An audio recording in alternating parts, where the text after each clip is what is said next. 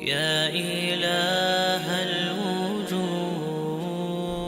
المكتب التعاوني للدعوة والإرشاد وتوعية الجاليات بتندحة.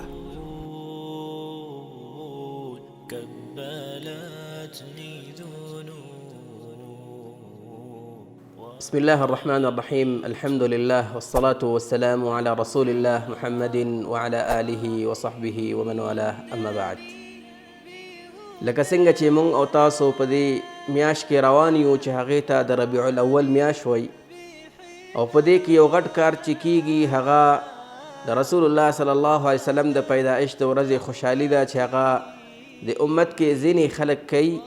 نو غواړو چې د هغې باره کې معمولي او مختصر بیان وکړو. د ټولو نه اول باید دا ووایو چې شریعت کې هیڅ قسم داسې یو صریح نص نه دی راغلی چې په دې باندې دلیل وي او یا د دې خوشحالۍ د دې اختر کولو باندې څه ثبوت هغه وارد شوی وي، او یا دا چې دغه ورځ او دغه شپه ژوندي کول په ذکرایاتو باندې او یا نور داسې کارونو باندې هیڅ قسم نص او آیات او حدیث دا نه دی وارد شوی، بلکې رسول الله صلی الله علیه وسلم د پیر په ورځ یوم الاثنین په دې باندې به روژه نیوله بغیر د تحدید نه، بغیر د خاص کولو نه. ورځ نه ده خاص کړي چې فلاني ورځ دا زما د پیدایش ته په دې به زه روژه نیسم، نه، بلکې هر په دغه هر ورځ باندې هر یوم الاثنین هر پیر باندې چې کوم دی بغیر د تخصیص نه هغه روژه نیولې ده. دا الله رب العالمین ته شکر ایستلی ده او دې ته شکر وایي او دې ته خوشحالي وایي.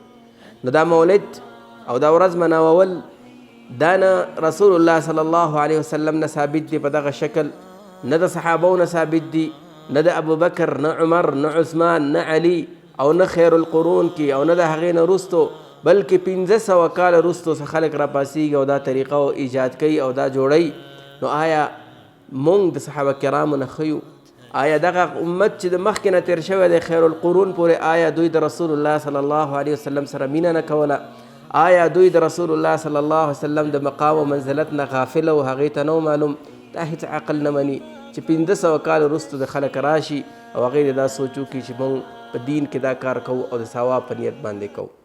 که چېرته دا په دین کې وي نو دین مکمل دی، موږ ته به بیان شوی، او که چېرته دا په دین کې نه وي نو د دې نه دفاع ولې وشي.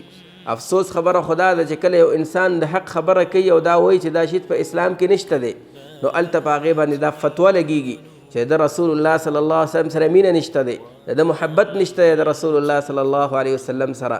د مورونو د رسول الله صلی الله علیه وسلم سره د محبت معیار او مقدار هغه دا نه دی چې انسان په کال کې صرف یو ځل یو شپه او یو ورځ چې کوم دی هغه ژوندی کړي، هغه په ذکر نه په خرافاتو او بدعاتو باندې، دا کله هم د هغې هغه مقدار هغه نه دی.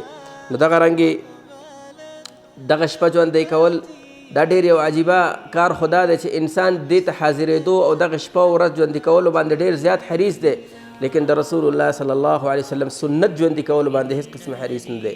په منځ کې وروسته دی، په سنتونو کې وروسته دی، په عمل کې وروسته دی، لیکن دغه یو شپې ته په یو کال کې چې کم دی هغه تکړه دی همدغه کوي. نو د دې دا مطلب نه دی چې موږ د رسول الله صلی الله علیه وسلم سره محبت نه کوو.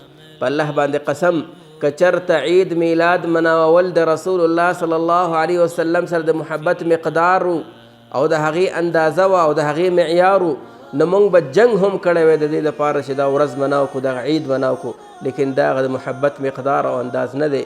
الله رب العالمین نه دا دعا کوو چې الله رب العالمین موږ او تاسو صحیح عقیده راکړي، او الله رب العالمین موږ او تاسو داسې خرافاتو او بدعاتو نه وساتي. وصلی الله علی النبي محمد وعلى آله وصحبه اجمعین.